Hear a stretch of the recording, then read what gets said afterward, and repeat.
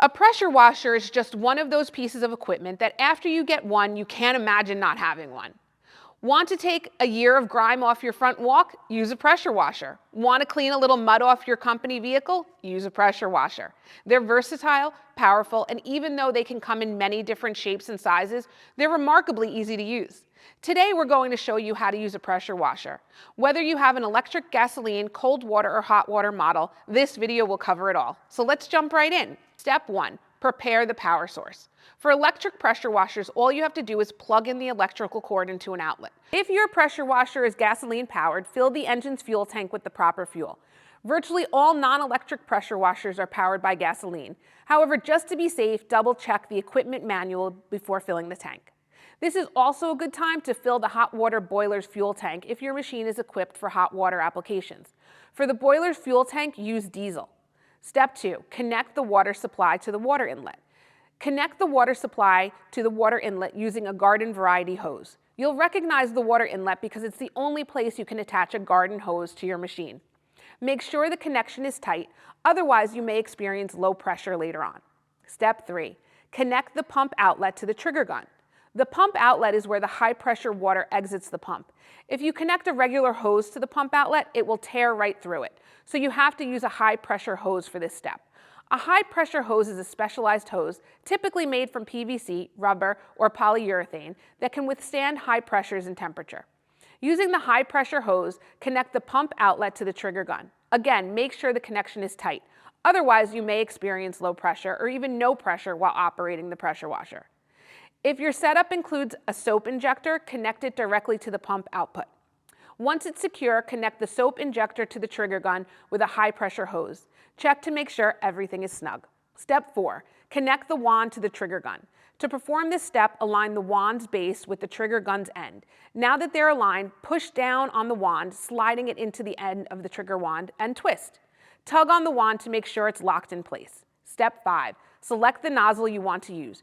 Your pressure washer may have one nozzle, making this step easy. On the other hand, some come with multiple nozzles, each with a different spray pattern and pressure output. High pressure and narrow nozzles are great for deep cleaning, like removing grime buildup from exterior walls, while low pressure and wide nozzles are useful in lighter cleaning, like removing dirt and dust from the front walk. Selecting the right one ultimately depends on the cleaning task at hand.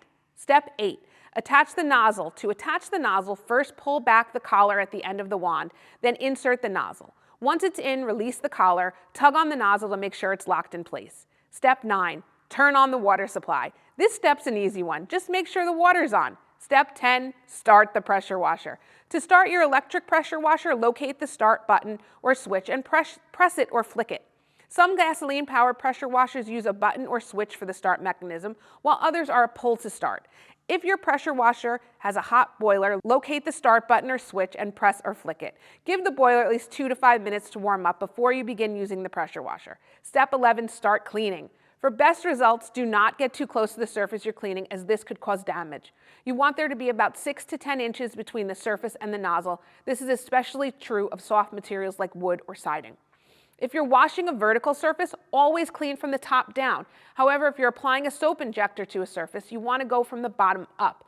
This cleans soap off the top down. For flat surfaces, start at the back and work your way towards the front. The idea is to push dirt or slurry in front of you as you clean rather than backing you into a corner. After using your pressure washer, you do want to clean and store it. To clean it, simply wipe it down with a towel or rag. This is just to get any dirt or grime off that may have slushed back into the equipment during use. For storage, make sure to store it in a heated area. This is to prevent any water that's inside of the pressure washer from freezing, which could damage the internal components. Due to how the check valves are designed, there will always be some amount of water sealed inside the pump.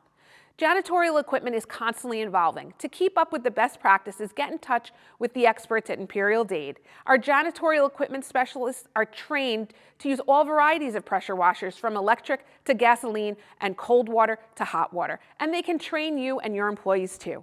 If you're interested in learning about best practices for cleaning, maintenance, and storage, or to develop a preventative maintenance program, set up a free consultation with one of our janitorial equipment experts.